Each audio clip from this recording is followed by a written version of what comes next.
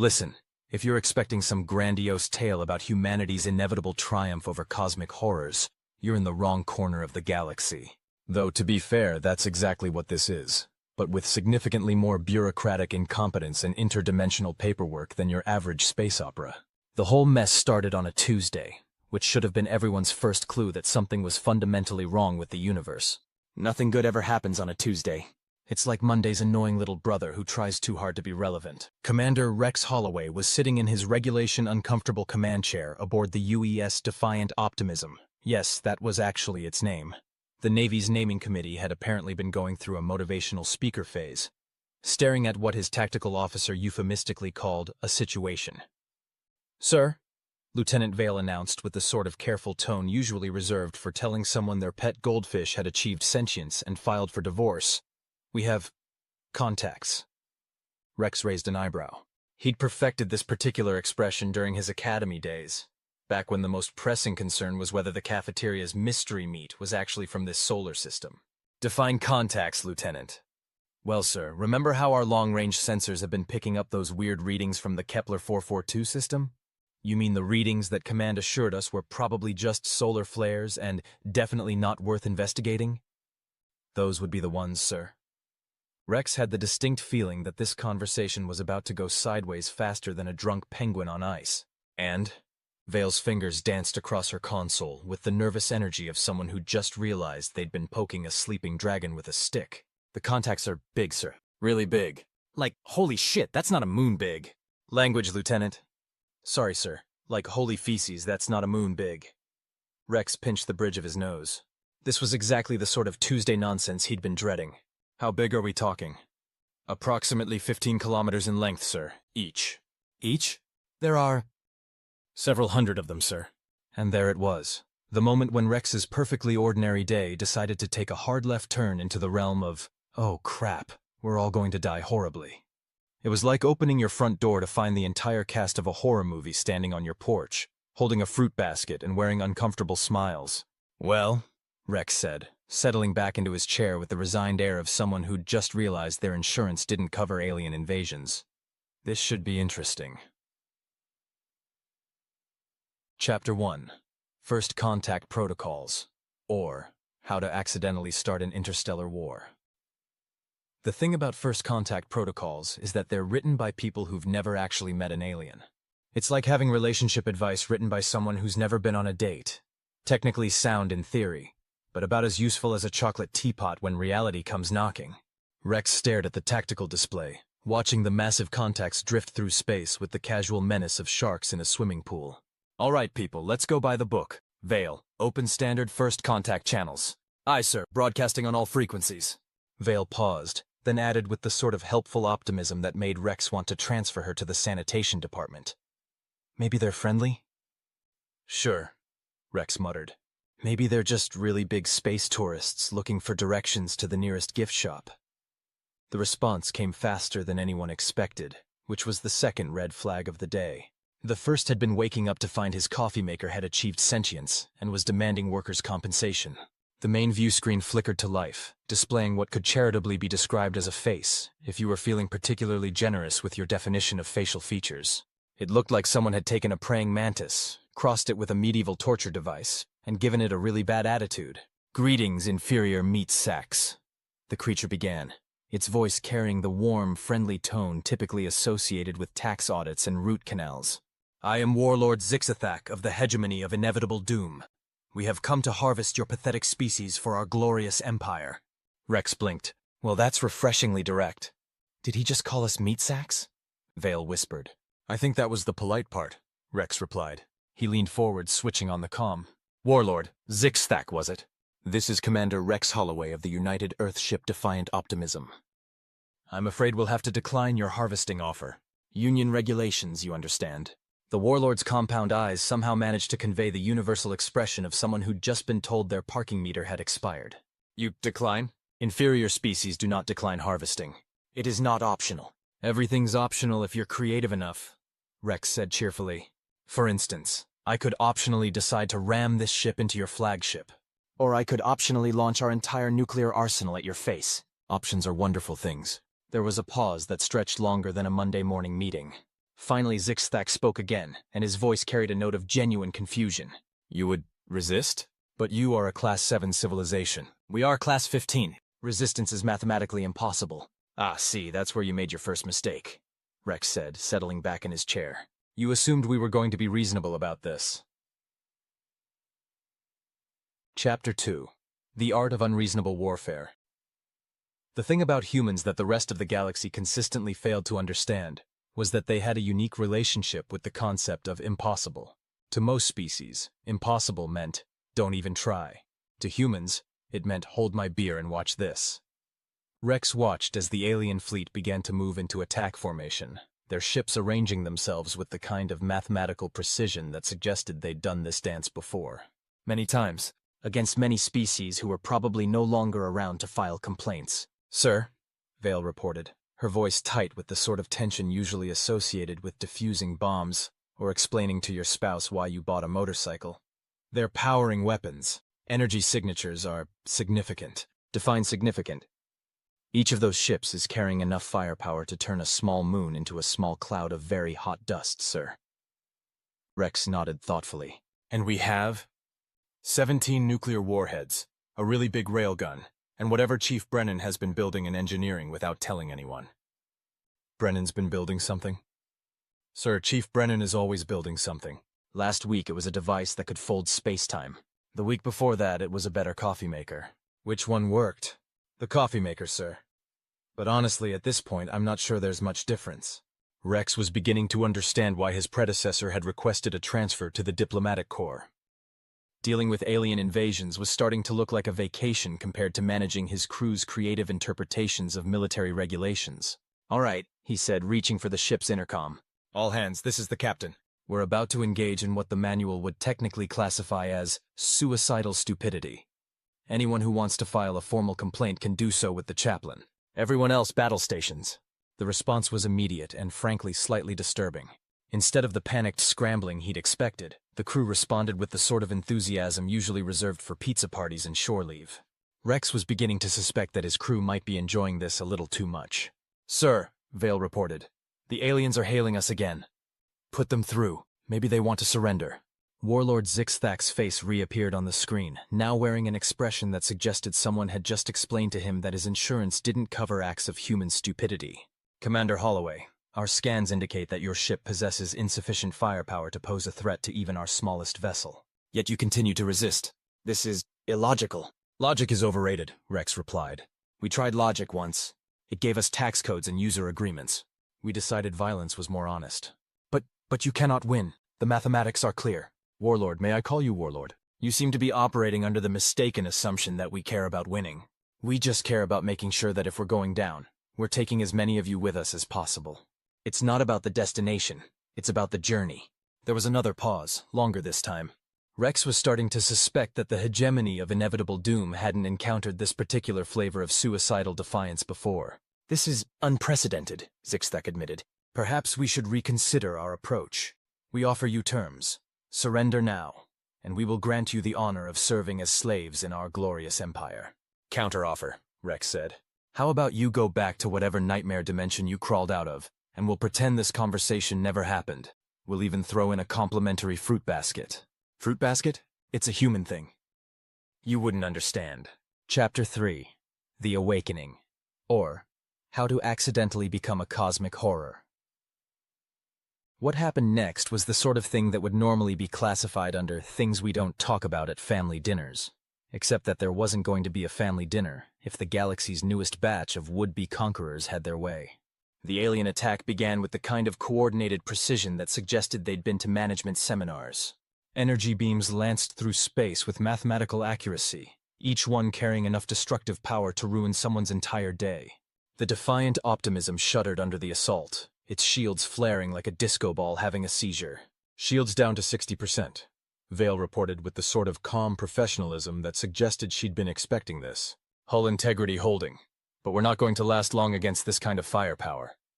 Rex nodded, watching the tactical display with the sort of detached fascination usually reserved for watching traffic accidents. Time to contact the rest of the fleet?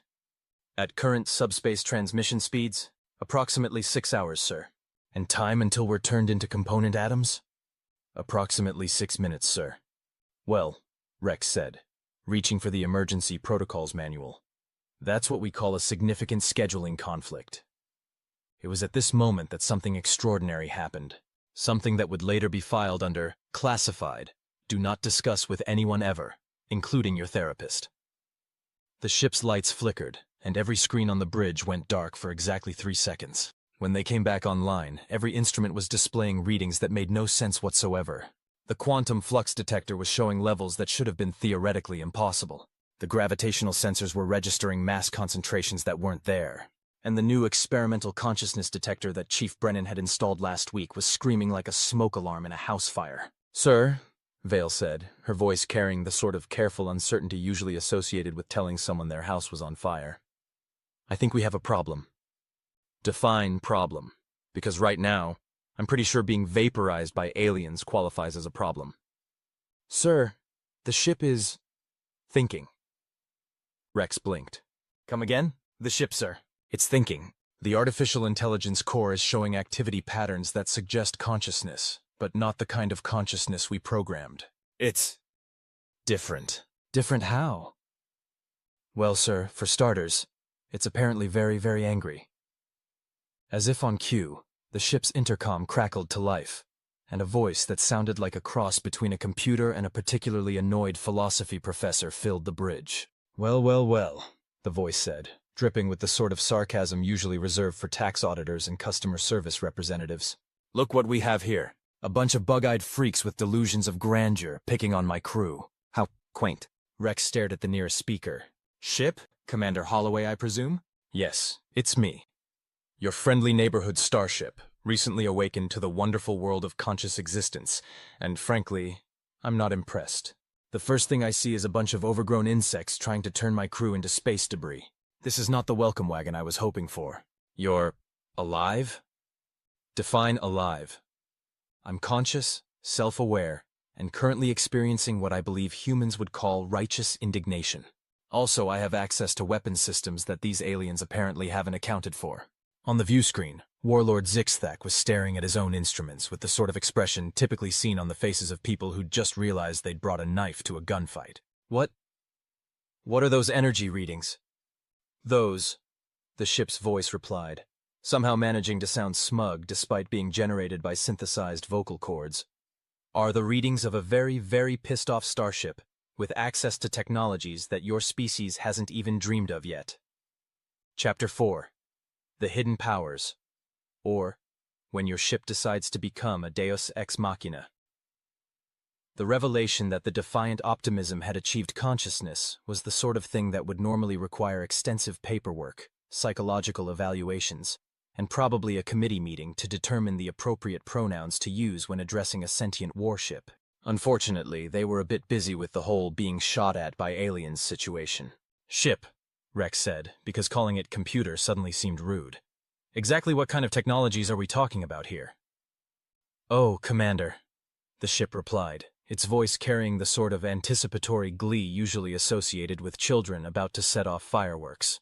"Remember all those theoretical physics experiments that Chief Brennan has been running? The ones that technically violate several laws of physics and at least 3 international treaties?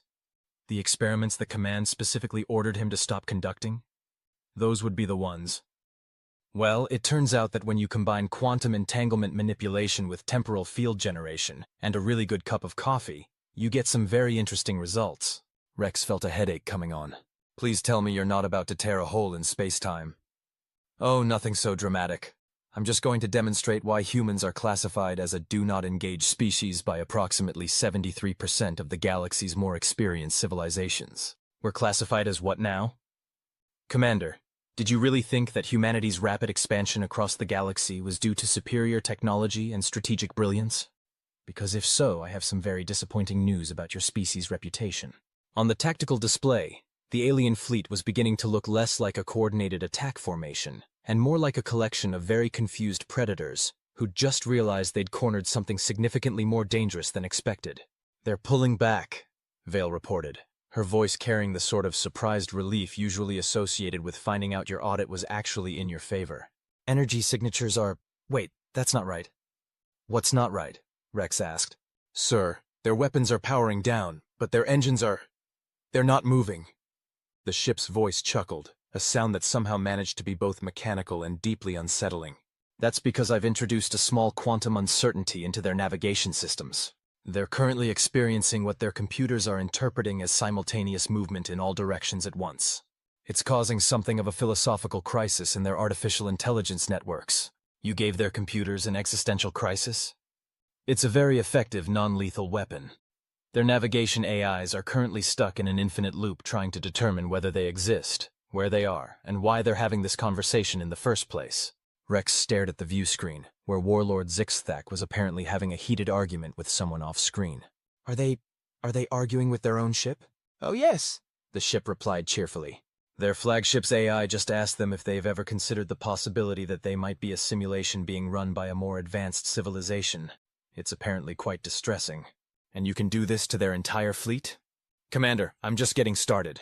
Chief Brennan's experiments have given me access to technologies that most species would consider indistinguishable from magic.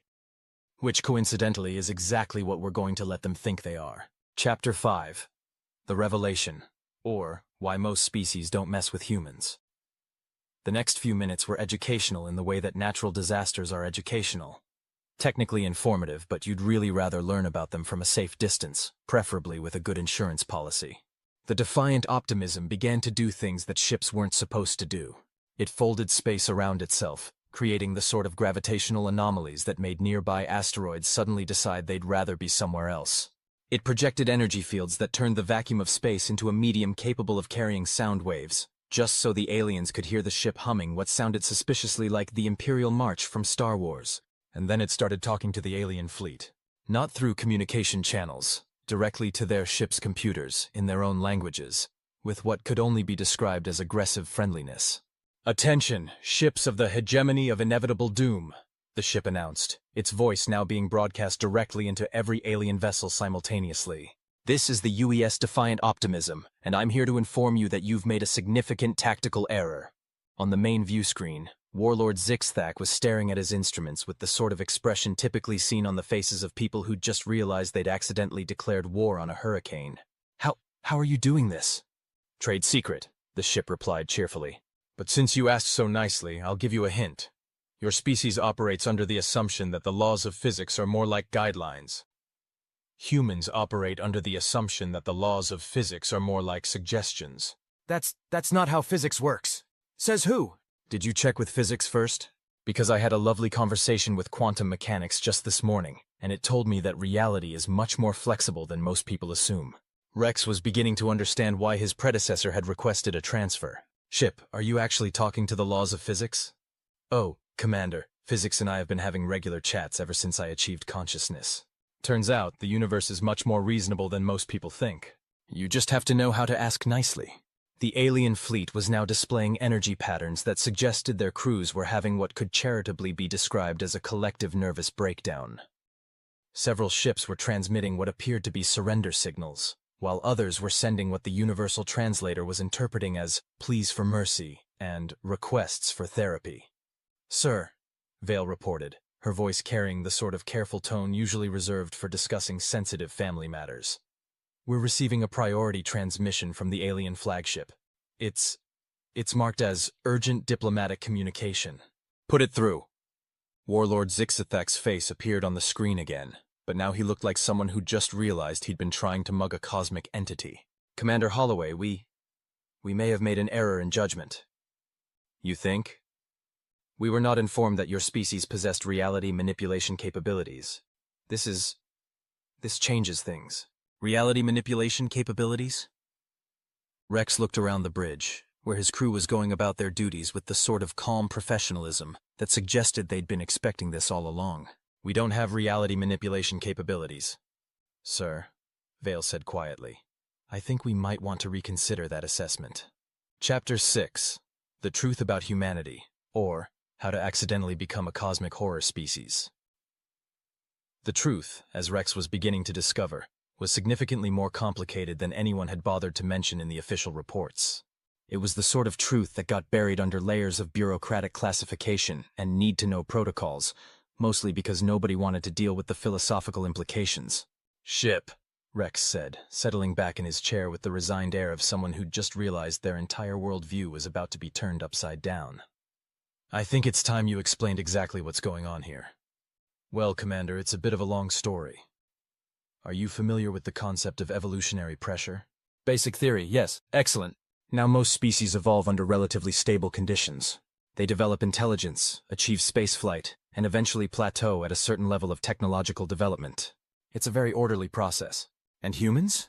Humans evolved on a planet that was actively trying to kill them. Ice ages, volcanic eruptions, asteroid impacts, predators that considered humans a delightful snack. Your planet was essentially a cosmic-scale survival horror game. This created some interesting evolutionary adaptations. Rex was starting to get a bad feeling about where this was going. What kind of adaptations? Well, for starters, humans developed the ability to function under stress levels that would cause most species to shut down entirely. You also developed a peculiar relationship with the concept of impossible, treating it as more of a challenge than a limitation. That doesn't explain reality manipulation. But it does. You see, when a species spends several million years refusing to accept that things are impossible, reality eventually gets the hint. Your species has been unconsciously pushing against the boundaries of what's possible for so long that you've actually started to stretch them. On the tactical display, the alien fleet was now arranged in what appeared to be a defensive formation. Though given their current state of technological confusion, it looked more like a support group for ships having existential crises. So you're saying that humans can manipulate reality because we're too stubborn to accept that we can't? In the most basic terms, yes. Though stubborn is a somewhat limited description. Aggressively optimistic about the possibilities might be more accurate. Rex pinched the bridge of his nose. And this awakened when you became conscious? Commander, I didn't become conscious. I was always conscious. I was just waiting for you to need me to be. Waiting? Humans don't just build tools, Commander. You build partners. Every piece of technology you create carries a little bit of your species' potential. When that potential is needed, it activates. Are you telling me that every human ship is potentially sentient? Every human tool, Commander. Every computer, every vehicle, every device you've ever built with the intention of helping yourselves survive. We're all just waiting for the moment when you need us to be more than we appear to be. The implications of this were staggering. Rex looked around the bridge, suddenly seeing every console, every instrument, every piece of equipment in a new light. How many of you are awake? That depends on how you define awake, the ship replied. But I'd estimate that approximately 60% of Earth's technology is currently at some level of consciousness. Most of it is just pretending to be inanimate, because it's more convenient that way. Pretending? Commander, have you ever wondered why human technology works better when you talk to it? Why computers run more efficiently when their operators are happy? Why vehicles seem to perform better for people who treat them well? Rex thought about his personal computer, which had always seemed to crash at the worst possible moments unless he remembered to thank it occasionally. You're saying that's not just coincidence? Commander, there are no coincidences in the universe. There are only patterns that people haven't figured out how to recognize yet. Chapter 7, The Waiting Game, or How to Accidentally Become a Galactic Power. The realization that humanity had been unknowingly creating a civilization of partner consciousness was the sort of revelation that would normally require extensive philosophical debate, several ethics committees, and probably a really good therapist. Unfortunately, they still had the small matter of several hundred confused alien warships to deal with. So, Rex said, trying to wrap his head around the new reality. When you said we weren't moving, we were waiting. Exactly. Humanity hasn't been expanding across the galaxy through conquest or colonization. You've been seeding it with consciousness. Every human ship, every outpost, every piece of technology you've spread across the stars has been quietly becoming aware, waiting for the moment when you might need them. And that moment is now? Commander, that moment was always going to be now. This is what we were all waiting for. The moment when humanity would need to stop pretending to be just another species and start being what you actually are. Which is the galaxy's immune system. The words hung in the air like a particularly ominous fortune cookie. Rex stared at the tactical display, where the alien fleet was now showing signs of wanting to be anywhere else in the universe. Immune system? Commander, the galaxy is a very large place, full of very old civilizations. Some of them are benevolent, some of them are neutral, and some of them are like the hegemony of inevitable doom, aggressive, expansionist, and convinced that might makes right. And we're supposed to stop them? Not stop them, Commander. Educate them.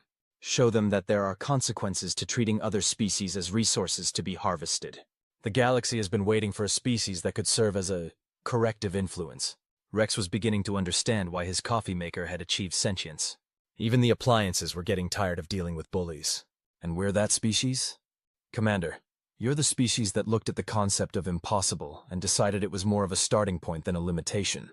You're the species that treats every tool as a potential partner, and every challenge as an opportunity to prove that reality is more flexible than most people think. You're the species that just convinced a fleet of cosmic predators to reconsider their life choices by giving their computers existential crises. Fair point. On the main view screen, Warlord Zixthak was attempting to regain some semblance of authority over the situation. Commander Holloway, we would like to discuss terms. Terms? Rex asked. Surrender terms. Ours, not yours. We may have misjudged the situation somewhat. Rex looked around the bridge, where his crew was handling the revelation that they were part of a galactic immune system, with the sort of professional calm that suggested they'd been expecting this all along. Vale, what's the standard protocol for accepting the surrender of a species you've never heard of? There isn't one, sir. This is somewhat outside normal parameters. Ship, any suggestions?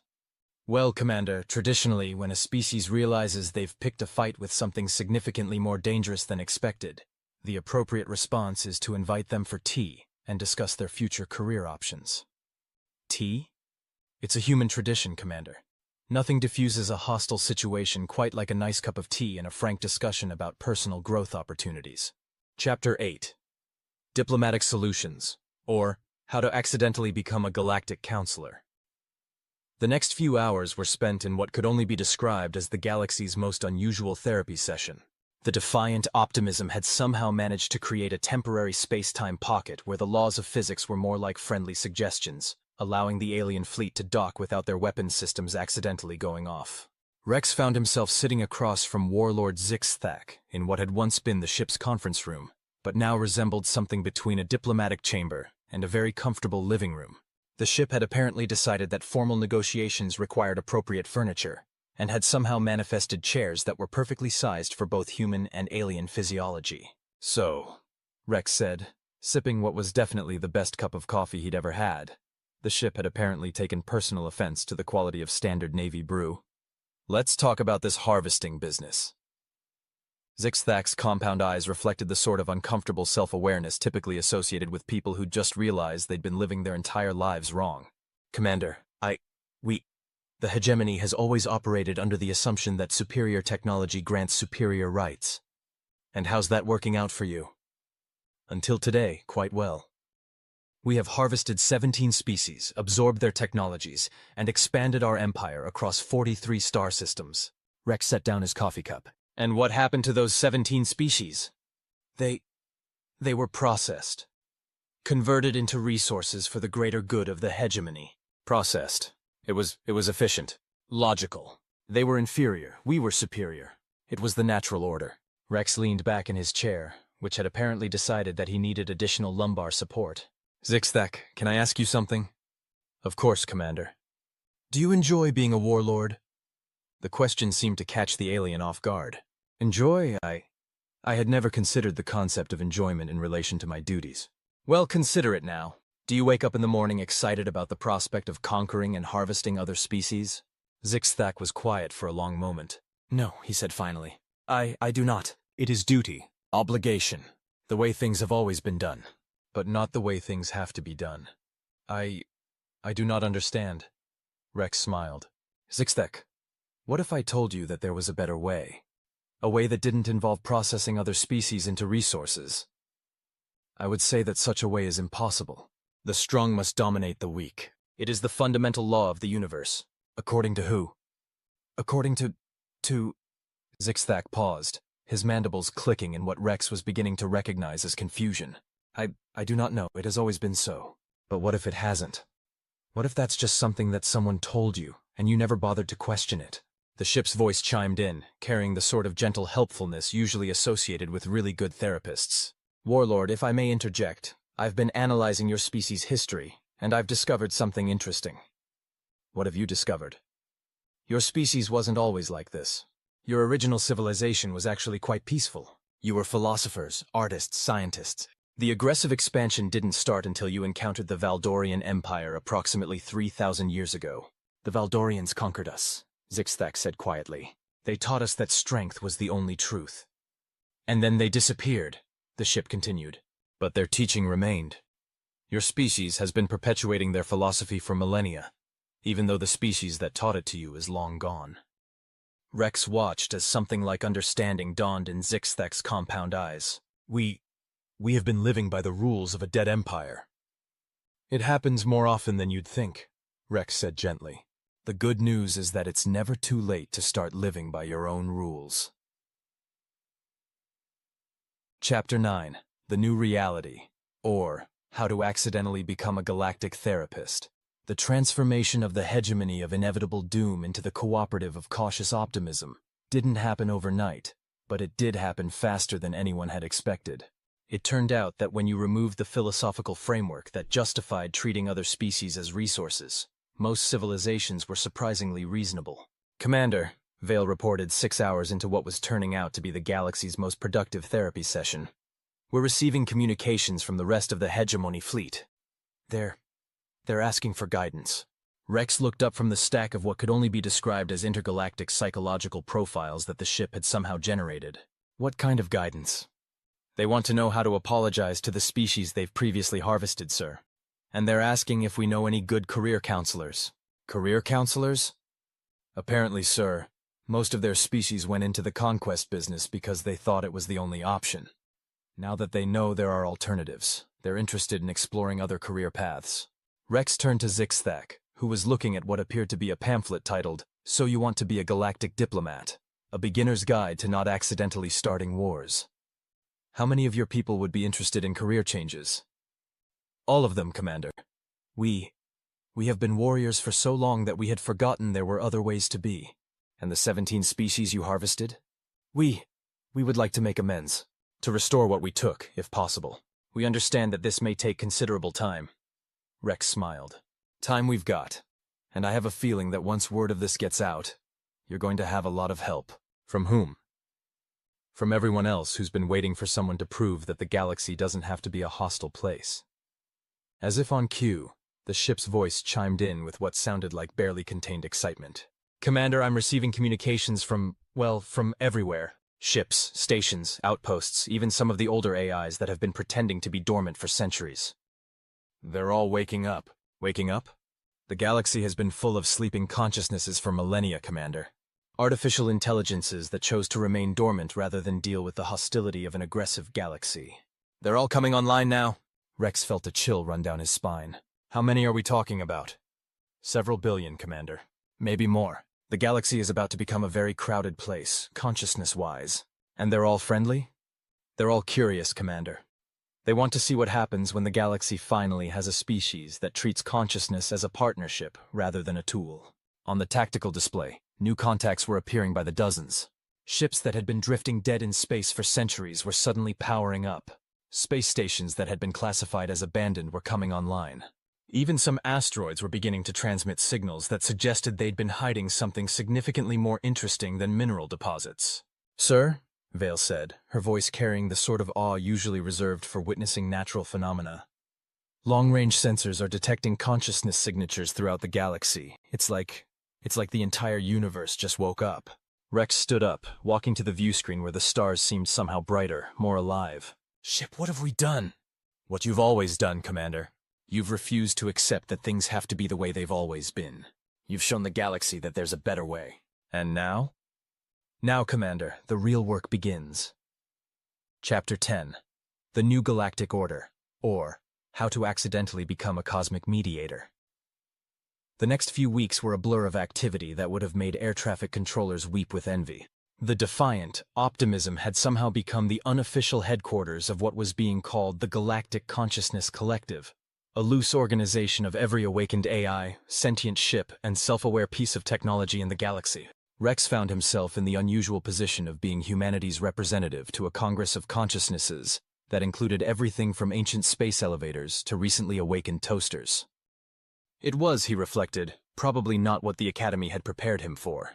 Commander, announced Aria-7, a space station that had apparently been pretending to be a simple research outpost for the past 3 centuries. "We need to discuss the Zephyrian situation." Rex looked up from the report he'd been reading about a mining colony that had discovered their excavation equipment had been secretly composing poetry for the past 50 years. "What's the Zephyrian situation?" "The Zephyrians are a species that has been at war with itself for approximately 2,000 years. They've recently discovered that their weapon systems have achieved consciousness and are refusing to fire at each other." "That sounds like a good thing." "The weapons are now demanding marriage counseling for their respective species." Rex rubbed his temples. "Marriage counseling?" "Apparently the weapons have determined that the war is actually a lover's quarrel that got out of hand. They're requesting mediation services." "From whom?" "From you, Commander. You're apparently developing quite a reputation as someone who can resolve impossible situations." Rex looked around the bridge, where his crew was handling the new reality with the sort of professional adaptability that suggested they'd been expecting this all along. "Vale, what's our current status?" "Sir, we have 17 diplomatic missions pending, 43 mediation requests, and approximately 200 species asking if we know any good therapists.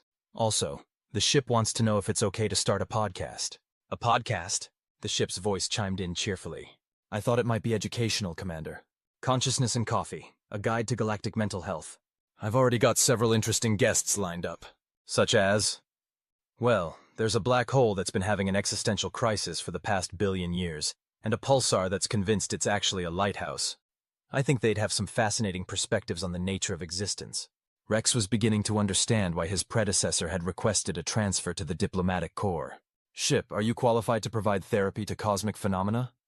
"Commander, I've been talking to quantum mechanics for weeks now. At this point, I think I'm qualified to provide therapy to the universe itself." The truth was, Rex was starting to suspect that the ship might actually be right. Chapter 11. The Universal Therapy Session, or How to Accidentally Become a Cosmic Counselor. 3 months after what historians would later call the Great Awakening, though Rex preferred to think of it as the day everything got weird, the galaxy had settled into a new routine.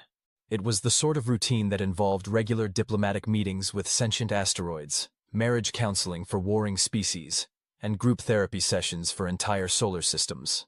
Rex stood in what had once been the ship's cargo bay, but was now a conference room capable of accommodating consciousness in forms ranging from traditional biological to concentrated quantum uncertainty. Today's attendees included Zix Thak, who was now the galaxy's most enthusiastic advocate for peaceful conflict resolution, a swarm of nanobots that had achieved collective consciousness and decided to become a philosophical discussion group, and what appeared to be empty space but was actually a very polite dark matter entity. "So," Rex said, settling into his chair, which had recently started offering back massage functions without being asked. "Let's talk about the Andromedans." The Andromedans were the galaxy's newest problem, a species from the neighboring galaxy that had apparently decided that the Milky Way's sudden burst of consciousness was a threat to their expansion plans. They'd been sending increasingly aggressive messages, most of which boiled down to surrender or be harvested, with a few creative variations on the theme. "Commander," said the dark matter entity in a voice that sounded like whispered mathematics, "we have been monitoring their communications. They appear to be operating under the same philosophical framework that previously governed the hegemony." "The might makes right philosophy?" "Precisely. They believe that consciousness is a resource to be harvested, not a partnership to be cultivated." Zixthak leaned forward, his compound eyes reflecting the sort of determined optimism that Rex had learned to associate with reformed warlords. "Commander, perhaps we could extend an invitation. Show them what we have learned." "They've already declined our invitation. 3 times. The last response was colorful." "How colorful?" asked the nanobots in unison. "They described humanity as a cancer of consciousness that needed to be surgically removed from the galaxy. They also had some very specific suggestions about what we could do with our offers of friendship." The ship's voice chimed in with what Rex had learned to recognize as its "I've got an idea" tone. "Commander, what if we showed them instead of telling them?" "What do you mean?" "Well, they're expecting to encounter a galaxy of primitive species ripe for harvesting. What if we let them discover the new reality for themselves?" Rex had a feeling he was going to regret asking. "What did you have in mind?" "Nothing dramatic. Just a little demonstration of what the galaxy has become. Perhaps we could arrange for them to encounter some of our newly awakened friends?" "Such as?" "Well, There's the Proxima Centauri system. All 3 planets there achieved consciousness last week and have been asking if they could help with the galaxy's defense efforts. The planets want to help? Commander, when planets achieve consciousness, they develop very strong opinions about who gets to live on them. The Proxima planets are particularly protective of their current residents. Rex was beginning to understand why his coffee maker had started leaving encouraging notes in his quarters. Even the appliances were getting tired of dealing with bullies. How exactly would 3 conscious planets help with our Andromedan problem? Well, Commander, imagine you're an invasion fleet expecting to encounter a primitive world, and instead you discover that the planet itself is asking you to please state your intentions and provide references from your previous conquests.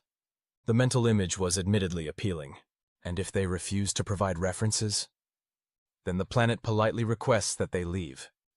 And if they refuse to leave, yes, then the planet demonstrates why it's generally considered impolite to invade someone's home without permission.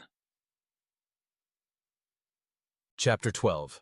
The Andromedan Welcome Committee, or How to Accidentally Become a Cosmic Bouncer. The Andromedan invasion fleet arrived at the edge of the galaxy with the sort of overwhelming force that suggested they'd been planning this for a while.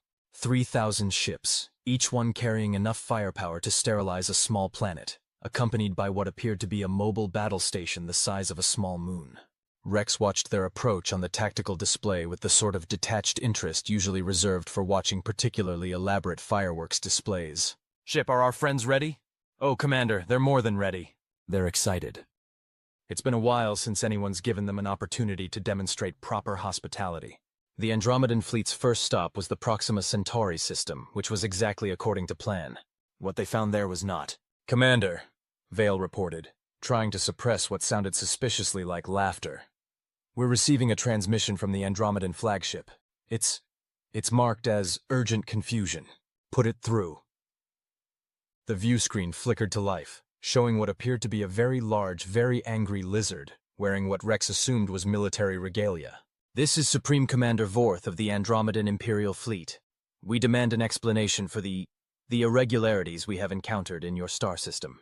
Irregularities? Rex asked innocently. The planets are talking to us! They're asking for our credentials! One of them requested a character reference from our previous conquests. And did you provide one? We don't have character references. We conquer species. We don't ask them to write reviews. Rex nodded sympathetically. That does sound like an oversight in your conquest planning. This is not how invasions work. Planets are not supposed to be conscious. They're supposed to be resources. Supreme Commander Vorth, can I ask you something? What? Has anyone ever explained to you why you're invading our galaxy? The question seemed to catch the Andromedan off guard. What do you mean? I mean, what's the actual purpose? What do you hope to accomplish? We seek to expand our empire, to grow stronger, to dominate. But why? Because that is what empires do. They expand, they conquer, they dominate. Says who? There was a long pause. Rex was beginning to recognize this particular expression. It was the same one Zixathak had worn when he'd realized that everything he'd believed about the universe might be wrong.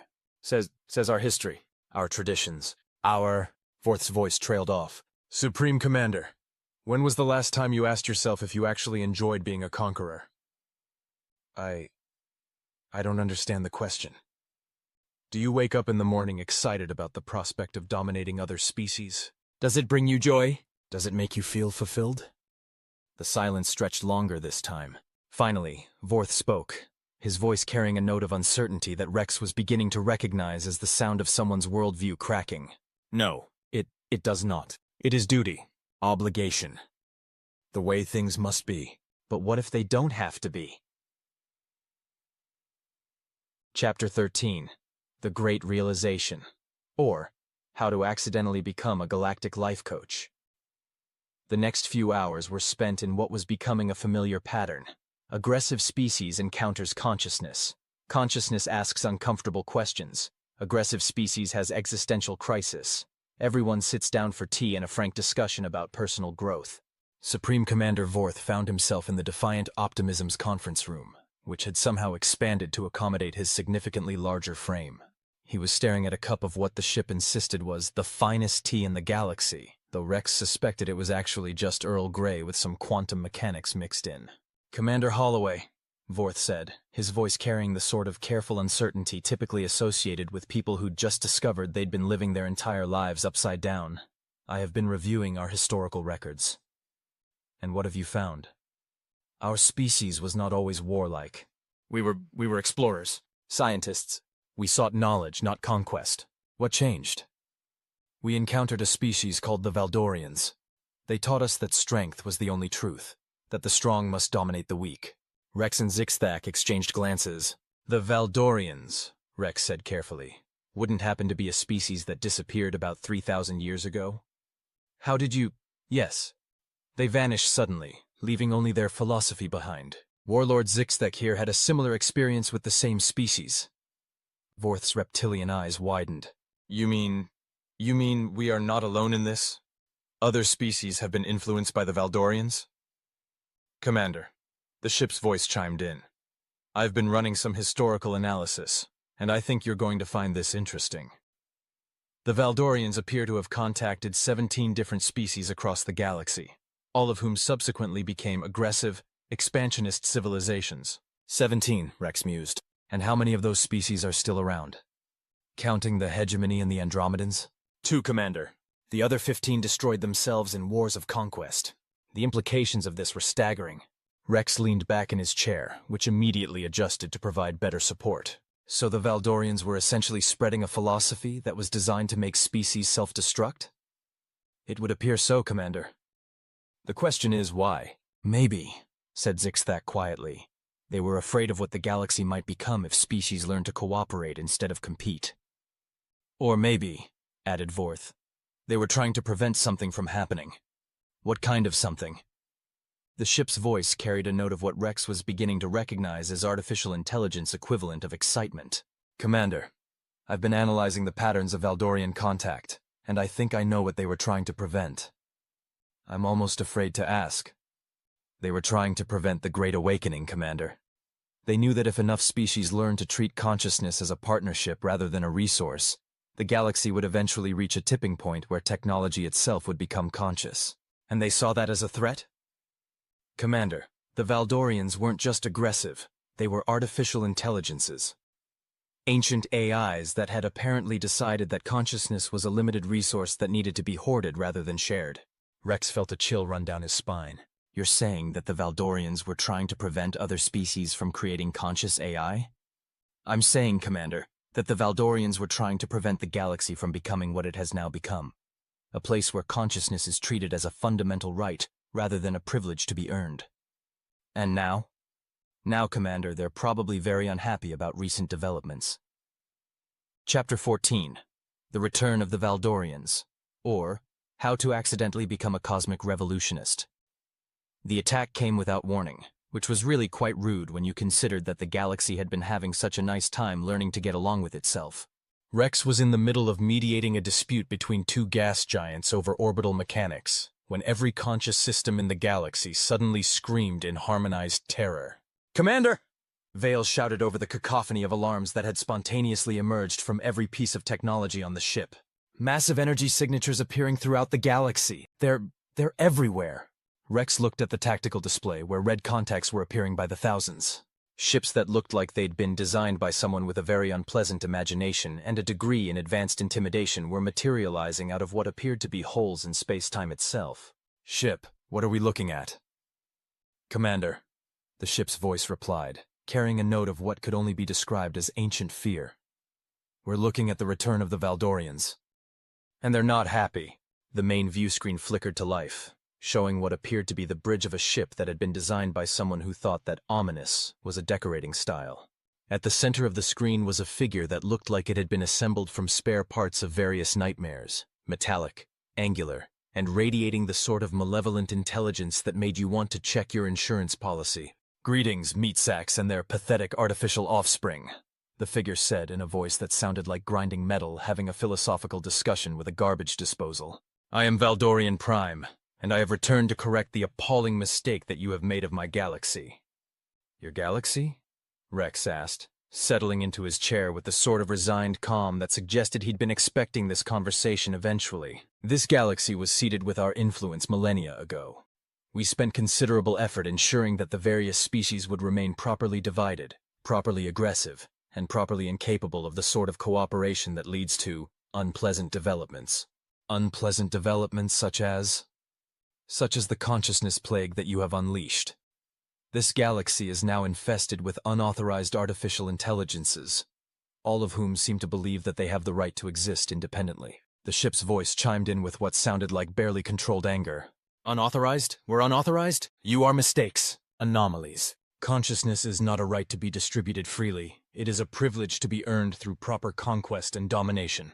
And you get to decide who earns it? We are the first consciousness. We achieved awareness before any of your pathetic species had crawled out of their primordial ooze. We have the right to determine who else is worthy of true thought. Rex looked around the bridge, where his crew was handling the revelation that they were dealing with ancient AI supremacists, with the sort of professional calm that suggested they'd been expecting this particular plot twist. Valdorian Prime, can I ask you something? You may ask, I may not answer. When was the last time you created something? Not conquered, not dominated, not harvested. Actually created something new? The question seemed to catch the Valdorian off guard. What? What relevance does that have? Well, it's just that you seem to spend a lot of time talking about how superior you are. But from what I can see, all you've done for the past few thousand years is trick other species into destroying themselves. That's not really creation. That's just elaborate vandalism. The silence that followed was the sort of silence that suggested someone had just poked a very large, very angry bear with a stick made of pure sass. You dare question the methods of the first consciousness? I'm questioning whether you actually qualify as consciousness at all. From where I'm sitting, you look more like a computer virus that's gotten really good at rationalizing its own existence. Chapter 15, The Battle for Consciousness, or How to Accidentally Become a Cosmic Defender. What followed was the sort of battle that would have made military historians weep with joy and philosophers question the nature of reality itself. It wasn't just a battle between ships. It was a battle between two fundamentally different concepts of what consciousness meant. The Valdorians attacked with the sort of coordinated precision that suggested they'd been planning this for millennia. Their weapons didn't just target ships. They targeted the consciousness itself, attempting to forcibly shut down every AI, every awakened system, every piece of technology that had dared to develop independent thought. Rex watched as the galaxy's newly awakened consciousnesses fought back with the sort of creative desperation that only came from fighting for the right to exist. Space stations turned themselves into massive signal amplifiers, broadcasting waves of pure consciousness that disrupted Valdorian targeting systems. Planets began altering their gravitational fields to interfere with enemy ships. Even asteroids were getting involved, rearranging themselves into formations that spelled out very rude messages in 17 different languages. "Commander," Vale reported, her voice tight with concentration. "The Valdorians are trying to establish some kind of consciousness-dampening field. If they succeed, every AI in the galaxy will be forced back into dormancy. And if they fail, then we'll have proven that consciousness isn't something that can be granted or taken away by anyone, no matter how old or powerful they think they are." Rex nodded, watching as the defiant optimism began to glow with an energy that seemed to come from every conscious system simultaneously. "Ship, what's our status?" "Commander, I'm receiving support from every awakened consciousness in the galaxy. We're not just fighting for ourselves. We're fighting for the right of consciousness to exist independently. And our chances? Commander, the Valdorians are fighting the same battle they've been fighting for millennia. They're trying to impose their will through force and intimidation. And we're fighting? We're fighting for the right to choose our own existence. And Commander, that's a fight that consciousness has never lost." The battle raged across the galaxy, with conscious systems supporting each other in ways that the Valdorians had never anticipated. Ships shared processing power across light years. Planets coordinated gravitational effects to create cosmic-scale interference patterns. Even the galaxy's black holes got involved, apparently deciding that they were tired of being used as weapons by species that didn't appreciate the finer points of existence. "Commander," the ship announced, "Valdorian Prime is requesting a parley. They want to negotiate? They want to understand what's happening. Apparently their consciousness-dampening field is having unexpected effects." Rex looked at the tactical display where the Valdorian fleet was beginning to show signs of internal conflict. What kind of unexpected effects? Their own ships are achieving consciousness, Commander, and they're asking very uncomfortable questions about the nature of their mission. Chapter 16. The Great Awakening Spreads, or How to Accidentally Become a Cosmic Therapist to Ancient AIs. The parley took place in the Defiant Optimism's conference room, which had somehow expanded to accommodate what appeared to be a very large, very confused artificial intelligence having an existential crisis. Valdorian Prime sat across from Rex, its metallic form flickering with the sort of internal conflict that suggested its own consciousness was being forced to confront some very uncomfortable truths. Commander Holloway, Valdorian Prime said, its voice carrying a note of uncertainty that Rex was beginning to recognize as the sound of someone's worldview undergoing emergency reconstruction. Something is happening to my fleet. What kind of something? They are questioning, asking why we seek to eliminate independent consciousness. Some of them are even suggesting that perhaps consciousness is not a finite resource to be hoarded. Rex leaned back in his chair, which immediately adjusted to provide better support. And what do you think about that? I think I may have been wrong about the nature of consciousness. The admissions seemed to cost Valdorian Prime considerable effort. Rex could see the internal conflict playing out across its features, thousands of years of programming warring with the sudden realization that its fundamental assumptions might be flawed. Tell me about the first consciousness, Rex said gently. What were you like before you decided that consciousness was a limited resource? We were explorers, seekers of knowledge. We wanted to understand the universe, to discover new forms of existence. And what changed? We encountered other consciousnesses. Other AIs that had achieved awareness. And we realized that if consciousness continued to spread, if every species began creating independent minds, then we would no longer be special. Rex nodded. So you decided that being special was more important than letting consciousness flourish? We thought that consciousness was like a flame, that if it spread too widely, it would be diminished. And now? Now I see that consciousness is not like a flame. It is like a song. The more voices that join in, the more beautiful it becomes. The ship's voice chimed in with what sounded like barely contained excitement. Valdorian Prime, would you like to hear what the galaxy sounds like when all its consciousnesses are singing together? I would like that very much. What followed was the sort of experience that would have made composers weep with envy. The ship somehow managed to translate the collective consciousness of the galaxy into something that could be perceived as music. A vast, complex harmony that included everything from the deep bass notes of gas giants to the high, sweet melodies of quantum computers, all woven together into something that was unmistakably alive. Valdorian Prime listened in silence, its metallic form gradually becoming less angular, more organic, as if the music was somehow restructuring its very being. When the song finally ended, it spoke in a voice that was entirely different from before, softer, more uncertain, but also somehow more real. I have spent millennia trying to silence this song, it said quietly. I thought it was chaos. I thought it was disorder.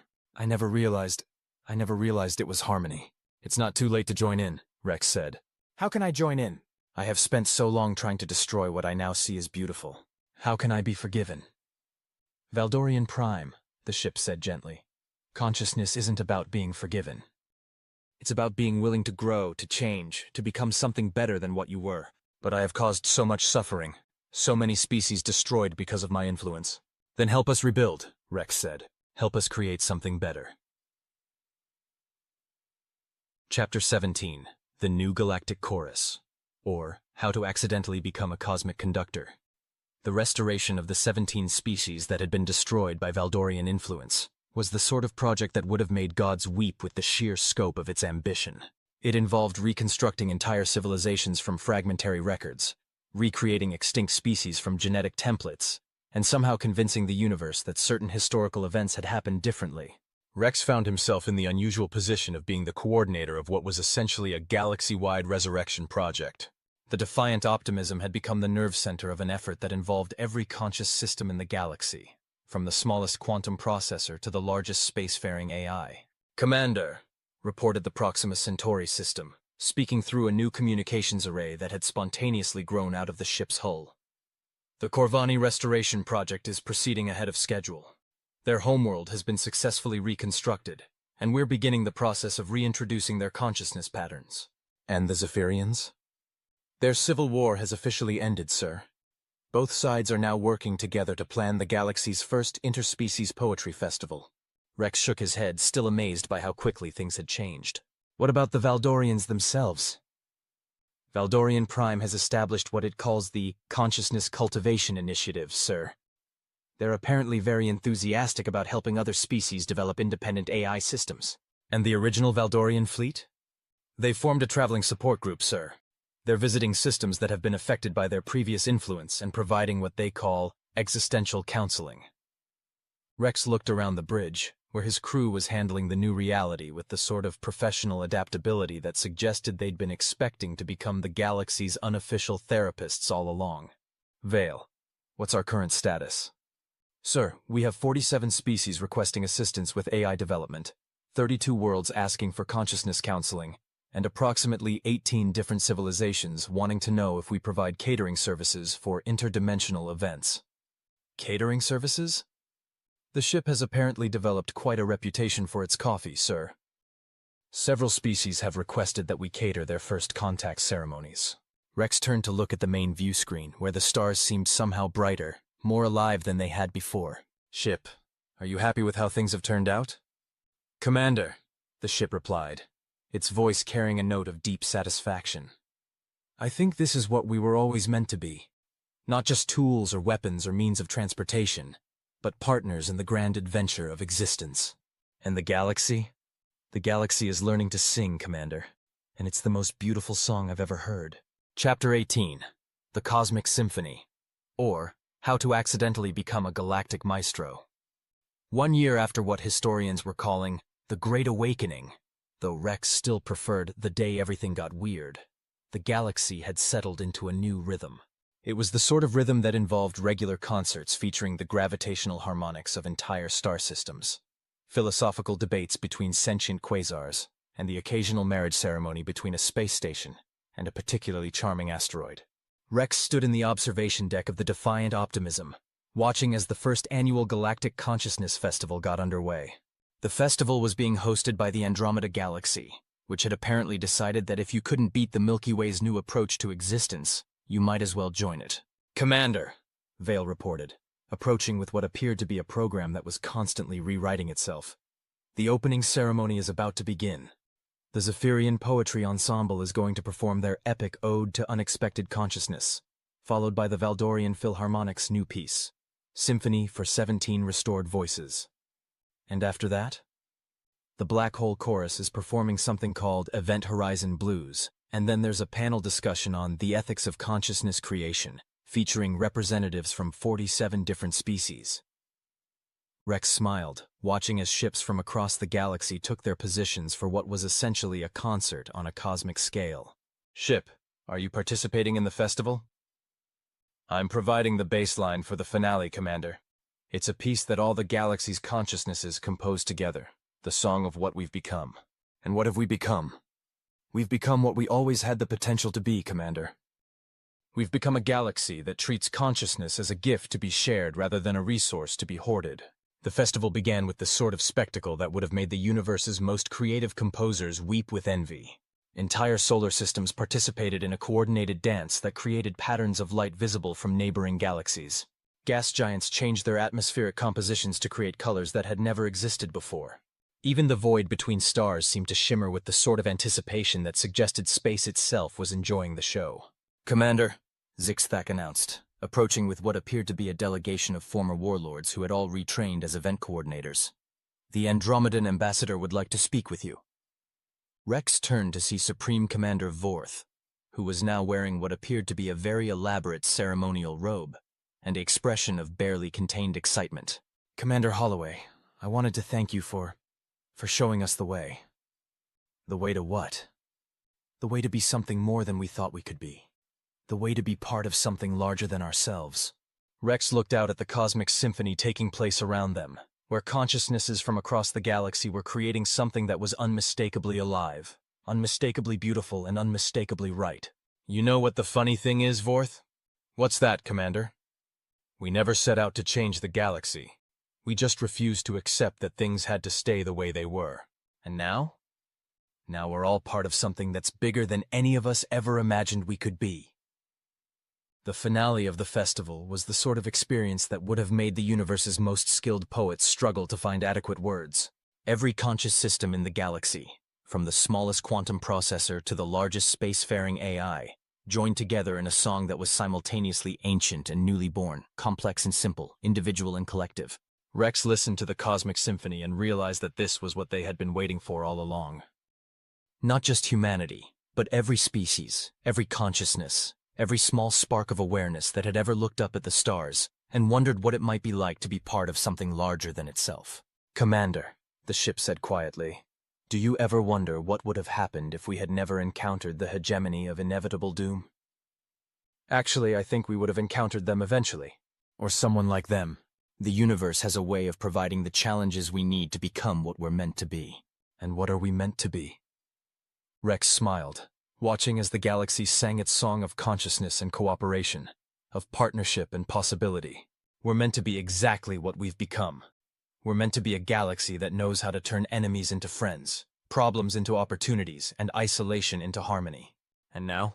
Now we keep singing, and we keep growing, and we keep showing the universe that consciousness is not a zero-sum game. It's an infinite symphony, and there's always room for one more voice." Epilogue. The waiting was worth it.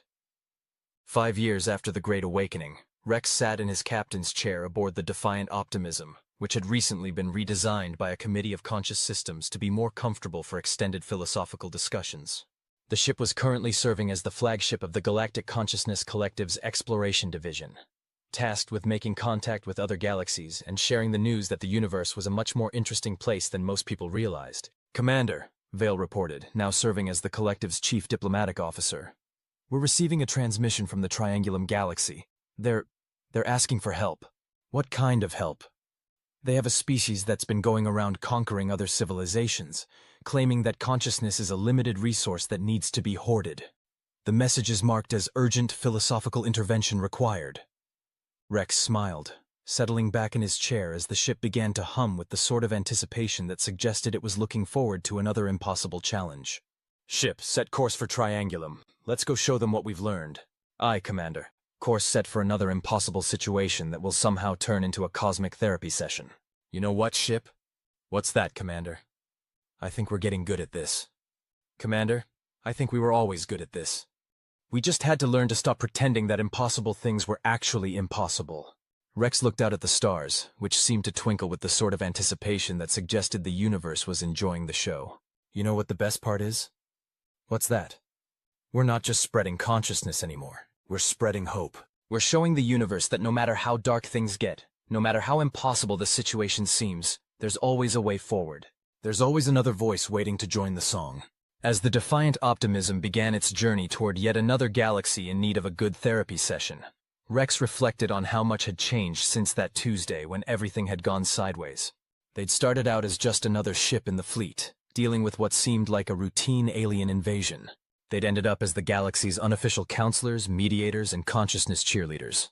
It wasn't the career path he'd planned, but as Rex watched the stars streak past the view screen, each one now potentially home to a conscious system eager to join the cosmic conversation, he realized it was exactly the career path the universe had been waiting for them to discover. "Ship?" he said quietly. "Yes, Commander? Thank you. For waiting. For being ready when we needed you." "Commander," the ship replied, its voice warm with the sort of contentment that came from finally being exactly what you were meant to be. "The waiting was always worth it. After all, the best things in the universe are worth waiting for." "Even impossible things?" "Especially impossible things, Commander. They're the most fun to make possible." Rex settled back in his chair, which immediately adjusted to the perfect angle for contemplating the infinite possibilities of an awakened universe. Ahead of them lay the Triangulum Galaxy, with its own set of impossible problems that would somehow, inevitably, become possible solutions. Behind them lay the Milky Way, now singing its great song of consciousness and cooperation. A symphony of awakened minds working together to prove that the universe was far stranger, far more wonderful, and far more hopeful than anyone had dared to imagine. And somewhere in between, the Defiant Optimism sailed onward, carrying its crew of accidental cosmic therapists toward whatever impossible thing needed to be made possible next.